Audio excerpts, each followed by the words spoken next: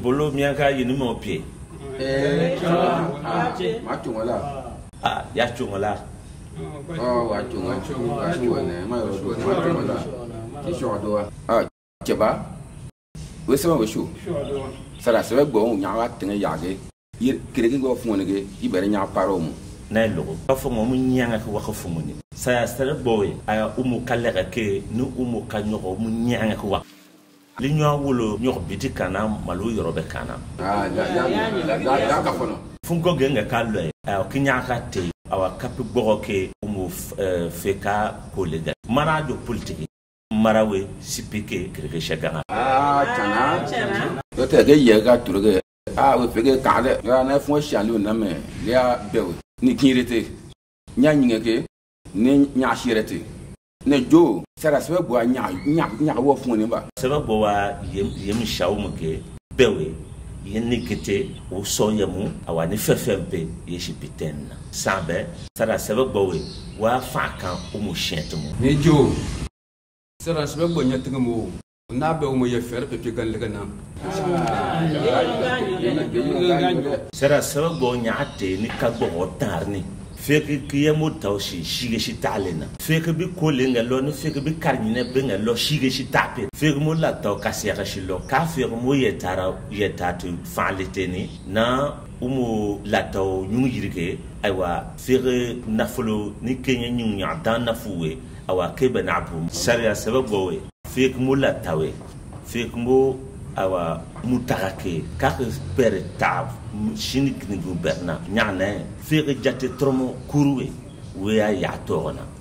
pempa furba baropege ka onyanon yena teme ka fa le fere kasier loni l'école fungni awa ma shubi no ye ken shola kana fere nyung fo mo no mana wajir yamana l'école nye malisha wa beri ma yebe no ye ken baratarna fere nyung fo bo yiribi no mana ma yirma sa yiri logo we sola shi bitagi beraba shi ta u fege na nyutu we yelena fege sara sababu wa bertana wa wulu waniye sara sababu funi fege si pipem wa fege kadugoge aywa pebe mo debite pa ba pe pa bokoni ya be ka fono de lenya ka fono yeba da nyoge ga we tieni no pire o ta ye ko wakke ma be logo fege tie be nyo bire bela sera sababu wa chepe ni lefe mo loju awa papio kama wenkane ge fun ko bara nyo ga we do o be mba ka le nya wulo kulu febege we mo la yeke kulu fowe sera sababu we ka fa kan yimo kulu fekna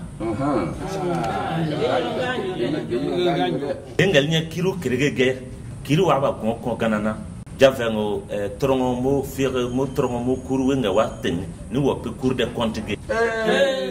kenya kirpi fon kemka ba ka biaka kasiaka lu tuga berna bem pa di hune dige na kama tapna depte ministre le pe fa nya ba fe bera chef mo ka biaka chele jo cour de compte ñu fom ni anyo il faut bien ote polo mianga papier saralo gara ampe ke kondo api u folomo tengo tuwe la ko pe il faut bien député na te polo na yire yego aba nyawura shi asabe bon le ma kur na mege o yiri we sara fomo we bio chara per kapin berna o re tuntu wa ura yiri ko le o be nyoka wa berya umo tuntumo mu chose ba yirna mayno maya pre mayno mateterni ma bonne foni tay berni telephone un peu manqué toro ko le feni o chara